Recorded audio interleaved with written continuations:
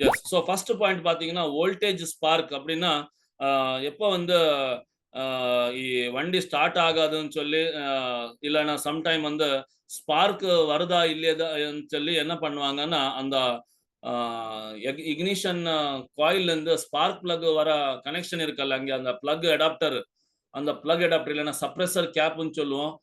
அந்த spark plug கேப்ன்னு கூட சொல்லுவாங்க. அத எடுத்துட்டு டைரக்ட் வந்து பிளக் கிட்ட புடிச்சிட்டு இல்லன்னா என்ஜின் ஹெட்டுக்கு இல்லன்னா ஒரு போல்ட் கிட்ட புடிச்சு கிராங்க் பண்ணி செக் பண்ணுவாங்கல்ல ஸ்பார்க் வருதான்னு சொல்லி. அந்த மாரி ஸ்பார்க் செக் பண்ணும்போது என்ன ஆகும்னா, அந்த பவர் அந்த ஹை வோல்டேஜ் அரவுண்ட் 25 டூ சில வண்டியில வந்து 50,000 வோல்ட் வரைக்கும் இருக்கும்.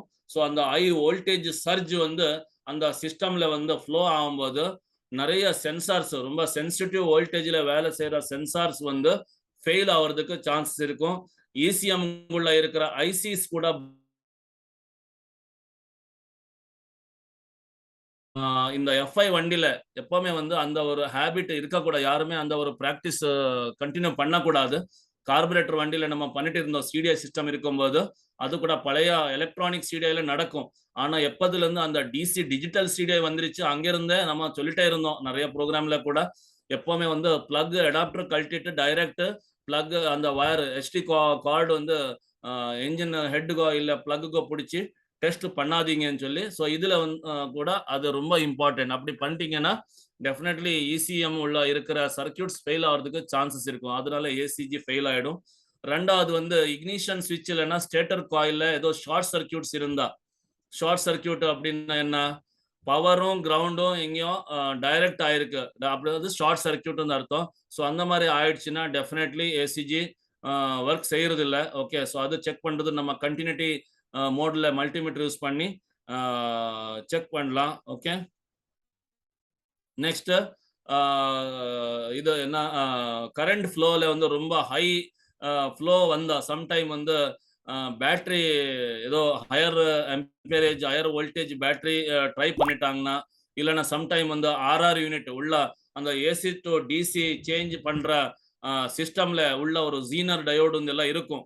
ஓகே. அப்புறம் ரெக்டிஃபயர்ஸ்ன்னு இருக்கும்.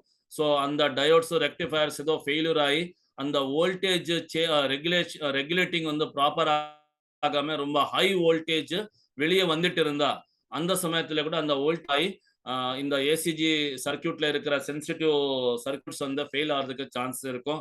வாட்டர் ஓவர் ஹீட்டிங் சம்டைம் வந்து அ இந்த என்ஜின் ஓவர் ஹீட்டிங் பிளஸ் இந்த எலக்ட்ரிக்கல் ஃப்ளோ ஆனால எலக்ட்ரானிக் காம்போனன்ட்ஸ் ரொம்ப ஹை டெம்பரேச்சருக்கு ரீச் ஆயிடுச்சுன்னா, அந்த சமயத்துல எல்லா எலக்ட்ரானிக் காம்போனன்ட்ஸ் கூட ஒரு டெம்பரேச்சர் லிமிட் இருக்கும்.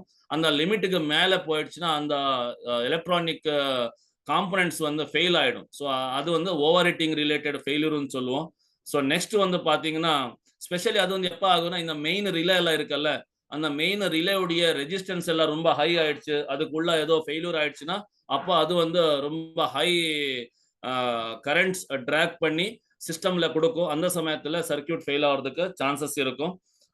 நெக்ஸ்ட் வந்து வாட்டர் டேமேஜ்ன்னு சொல்லுவோம். வாட்டர் டேமேஜ்ன்னா, நம்ம வாட்டர் வாஷ் பண்ணும்போது ரொம்ப ஹை பிரஷர்ல வந்து இந்த எலக்ட்ரிக்கல் சர்க்யூட்ஸ்க்கு வந்து அ டைரக்ஷன் குடுத்துட்டோம்னா, சாக்கெட்ஸுக்கு, எலக்ட்ரிக்கல் காம்போனன்ட்ஸ்க்கு அந்த சமயத்துல ரொம்ப சம்டைம் அந்த வாட்டர் உள்ள என்ட்ரி ஆயி கொரோஷன், ரஸ்டிங் எல்லாம் வந்து ஃபெயில் ஆவறதுக்கு சான்சஸ் இருக்கும். மேனுஃபேக்சரிங் டிஃபெக்ட் சம்டைம் கம்பெனி ஃபேக்டரில இருந்து வண்டி வரும்போதே அதுக்கு உள்ளவே சம் மேனுஃபேக்சரிங் டிஃபெக்ட்ஸ் இருக்கலாம்.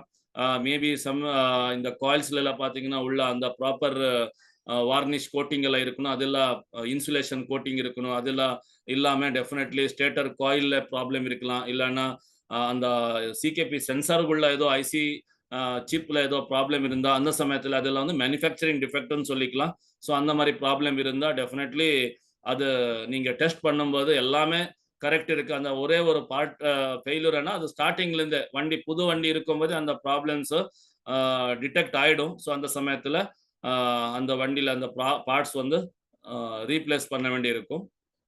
எஸ். ஸோ நெக்ஸ்ட் ஸ்லைடு போலாம்.